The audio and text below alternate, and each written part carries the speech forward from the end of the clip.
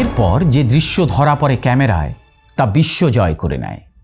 নিজের কমিউনিটিতে তাকে রীতিমতো আক্রমণের মুখে পড়তে হয়।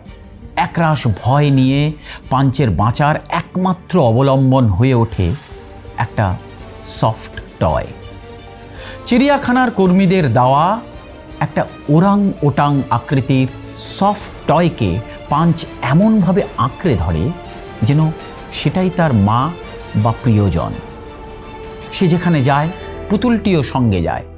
তার খাওয়ার সময়ে, বসে থাকার সময়ে, এমনকি ঘুমানোর সময়ও সে সেটিকে বুকের সঙ্গে জড়িয়ে রাখে। 6 মাসের ছোট্ট একটি বাঁদর শিশু, যার নিজের ভাষা নেই, সে তার আচরণের মাধ্যমে যেন বলে দিচ্ছিল, আমি একা থাকতে চাই না। একাকিত্ব শব্দটা ছোট, কিন্তু তার যন্ত্রণা অনেক গভীর।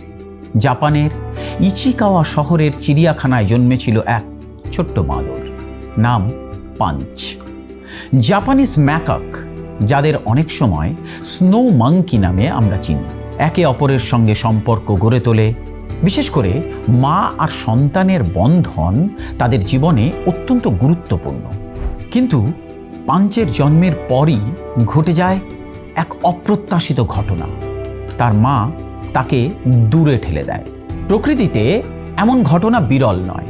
অনেক সময় মা বাঁদর কোনো কারণে সন্তানের দায়িত্ব নেয় না। মা হারা একা হয়ে যাওয়া ছোট্ট প্রাণীটিকে দেখে চিড়িয়াখানার কর্মীদের মন খারাপ হয়। তারা জানতেন শুধু খাবার আর চিকিৎসা দিলেই হবে না। একটা বাঁদর শিশুর বেড়ে ওঠার জন্য প্রয়োজন আবেগ আর আশ্রয়। তাই তারা পাঞ্চকে বিভিন্ন খেলনা দিতে শুরু করেন, যাতে সে অন্তত কিছু একটা অবলম্বন করে বাঁচতে পারে। মা মানে নিরাপত্তা, উষ্ণতা, আশ্রয়। পাঞ্চ সেই আশ্রয় না পেয়ে একটি খেলনার মধ্যে সেই নিরাপত্তা খুঁজে নিয়েছিল। মানুষের জীবনেও কি এমন হয় না? অনেক সময় কোনো শিশু যখন অবহেলা বা প্রত্যাখ্যানের শিকার হয়, তখন সে কোনো জড়বস্তুকেও আঁকড়ে ধরে। একটা পুতুল, একটা কম্বল কিংবা কোনো প্রিয় জিনিস। মনোবিজ্ঞানে একে বলা হয় ট্রানজিশনাল অবজেক্ট, যে বস্তু শিশুর কাছে মানসিক সান্ত্বনার প্রতীক হয়ে ওঠে।